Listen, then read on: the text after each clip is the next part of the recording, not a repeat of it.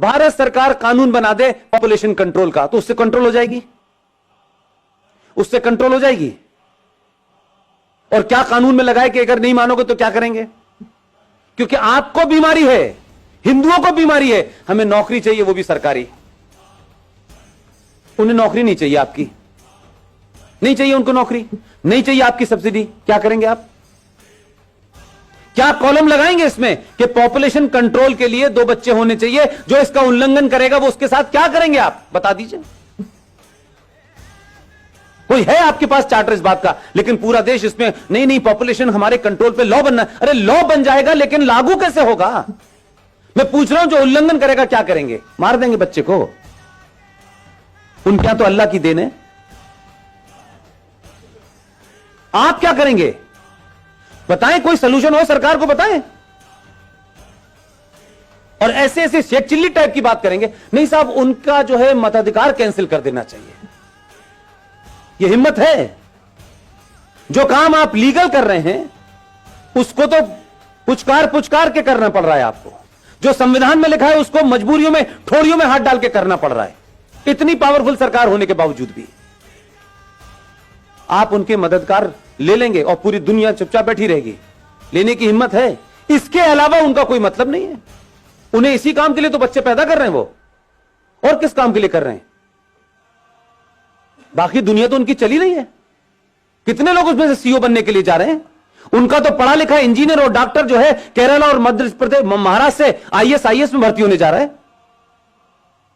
आज के कंप्यूटर युग में वो ये काम कर रहा है। लेकिन आप अपने बच्चे से कहेंगे इधर झगड़ा हो रहा है बेटा, इधर से मत जाना, तुम अपनी से इधर से जाना। उधर झगड़ा होने लगा तो आप कहेंगे इधर। इतने रास्ते आपने कर दिए कि अपने बेटे को, अपने बच्चे को लड़ना नहीं सिखाया कि ये चैलेंज है, तुम्हें लड़ना पड़ेगा। आज नहीं कल, कल नहीं परसों, 10 साल बाद, 50 साल बाद हम उसे बचाते रहे। जब सामने वो आया तो उस बेचारे ने एक्सेप्ट कर लिया कि यार मैं लड़ तो सकता नहीं हूं। तो क्या फर्क पड़ता है यार, अगर मैं अपना नाम राम प्रसाद से गुलाम नबी रख लूं तो क्या फर्क पड़ता है? तब वो ये कह देता है, तब आपको लगता है अरे ऐसा कैसे हो गया। इसलिए लवजहत का भी शिकार आप हैं, क्योंकि आपको फुर्सत नहीं। मैंने बताया कि ना, माताजी गई हैं कीर्तन सुनने, पिताजी पैसे कमाने गए, घर में कोई भाई नहीं है। वो लड़की जो आपके घर में है भाई, उसके भी मन में बदलते हुए समाज की चीजें हो रही होंगी कि नहीं? वो भी किसी से बात करेगी कि नहीं? उसके बरखिलाफ दूसरे समाज में वो बीमारी वहां क्यों नहीं हो रही और आप क्या क्यों हो रही है? क्योंकि आप तो ज्यादा पढ़े लिखे हैं, आप तो बहुत मॉडर्न हैं, उसके बाद ये बीमारी आपकी हो रही है, और इतनी हो रही है कि अब आप चिंतित हैं। आपने अपने कारणों से ऐसे संकट पैदा किए हैं। आपका बस चले तो ये भी कहें कि अब इस पे भी कानून है। कानून के पीछे पड़ गए। कानून को कौन मानता है? कानून तो रेप का भी है, कानून तो दहेज का भी है, कुछ रोक रहा है? जब समाज में एक बड़ी आबादी भीड़ तंत्र में तब्दील हो गई हो, जो सुप्रीम कोर्ट को डराती हो, जो संसद को डराने में सक्षम हो, तब कानून कुछ नहीं करता है, तब समाज को करना चाहिए। भारतीय जनता पार्टी का ठेका है क्या? आरएसएस का ठेका है सिर्फ कि वही सिटीजन अमेंडमेंट एक्ट पे निकलेगी? ये भारत के बाकी लोग जिनका आरएसएस से या बीजेपी से कोई संबंध नहीं है, वो क्या हाथ बांध के पीछे खड़े रहेंगे?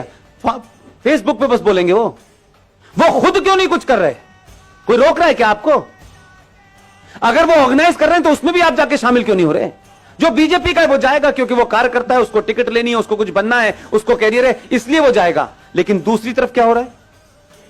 अहले हदीस का भी आ गया है, बरेलवी का भी आ गया है, देवबंदी का भी आ गया है, सब बाहर आ गए। इस वक्त लड़ाई उनकी मुश्तरका है, इसलिए सब निकल के आ गए। लेकिन अभी भी आपकी लड़ाई है, समाजवादी वाला हिंदू क्यों जाएगा, वो क्यों नहीं जाएगा, इन जाएगा। वो एक ही पार्टी का काम है, एक पार्टी का काम नहीं है। ये citizen amendment bill Bharatiya Janata party का एजेंडा नहीं है। वो पॉलिटिक्स में है, उनकी पार्टी सत्ता में है, इसका मतलब नहीं सारा ठेका उन्हीं का है।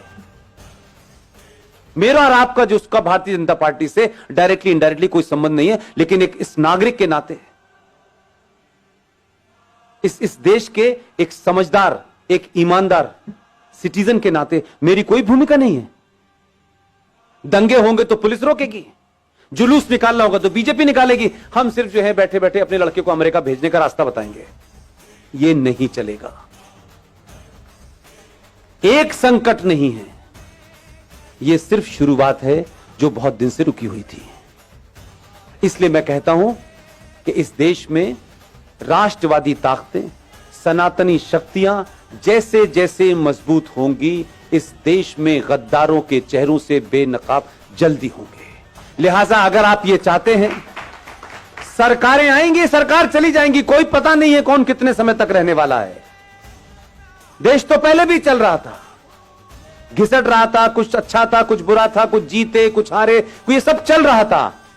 लेकिन अपने दिल पे हाथ रखिए कि जिन समस्याओं को हम नेहरू जी ने दे दी है, ये गांधी जी ने दे दी है, ये फला ने दे दी है, ये उसने कर दी है, जब उन समस्याओं को जड़ से खत्म करने का समय आ रहा है तो फिर इतनी अगर मगर क्यों हो रही है?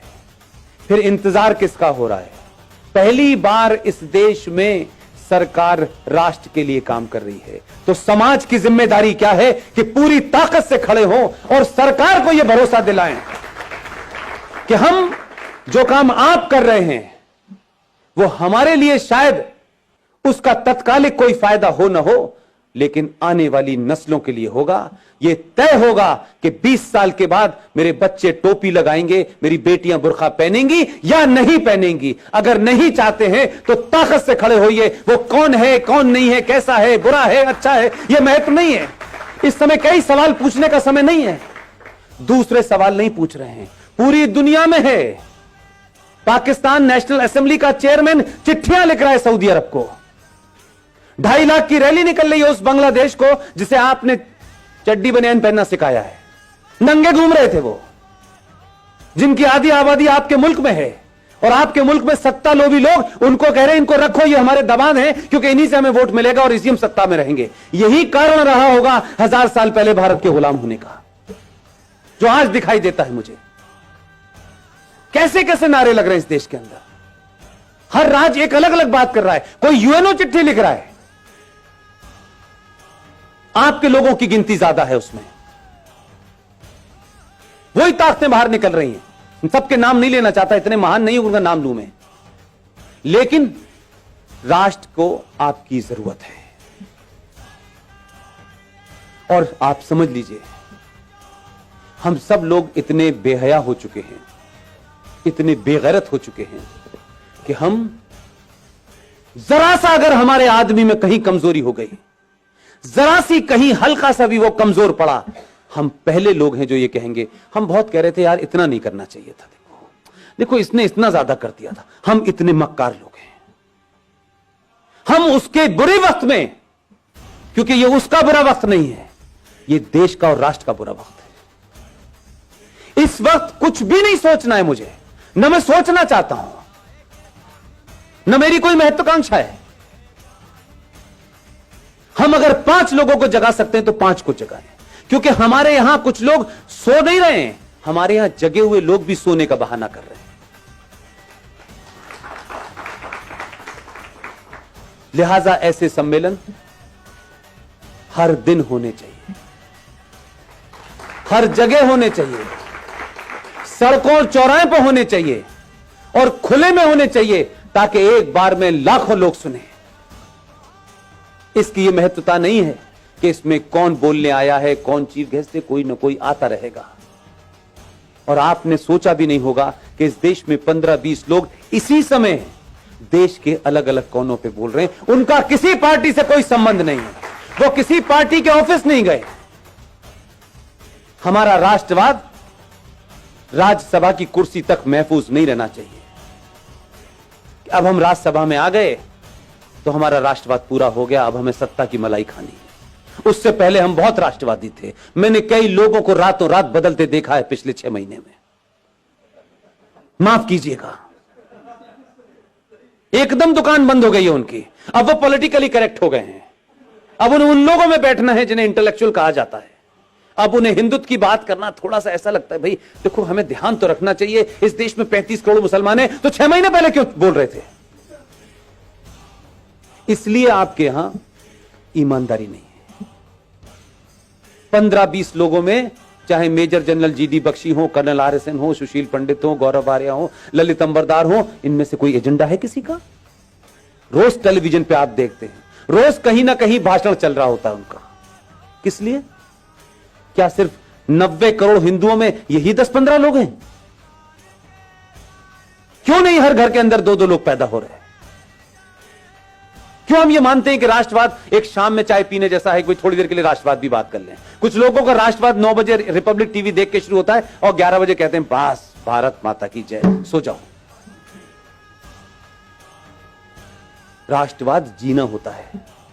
अगर आपको अपने पे गर्व नहीं है, अपने इतिहास पे गर्व नहीं है, आपको बौनों जिन्होंने गुलाम बनाया है, अगर आप उनको महसूस कर रहे हैं, आप उनको मजबूरी में आपको झेलना पड़ रहा है, तो इसका मतलब यह है कि आपके अंदर कोई अपना स्वाभिमान नहीं है।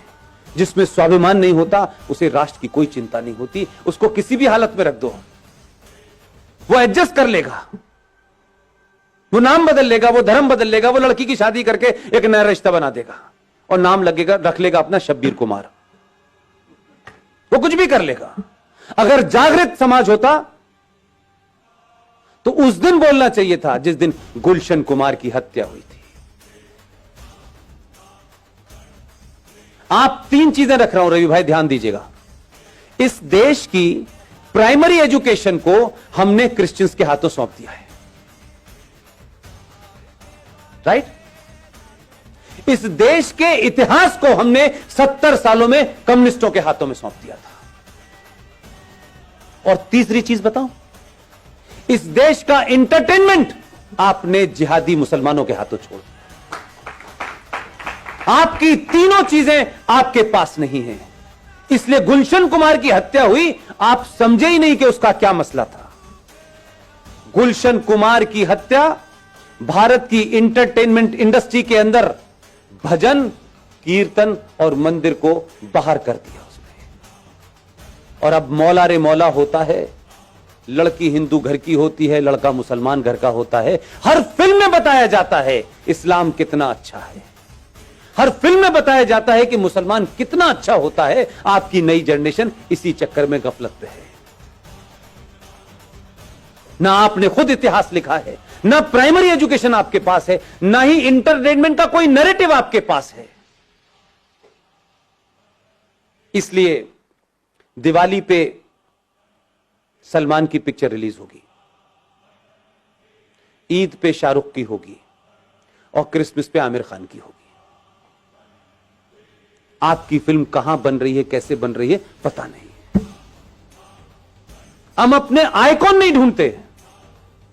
और कोई आदमी राष्ट्र के लिए बिना किसी लालच के कोई काम भी कर रहा होगा तो सबसे पहले हमें उसी के अंदर कुछ नुस्ख निकालना होता है।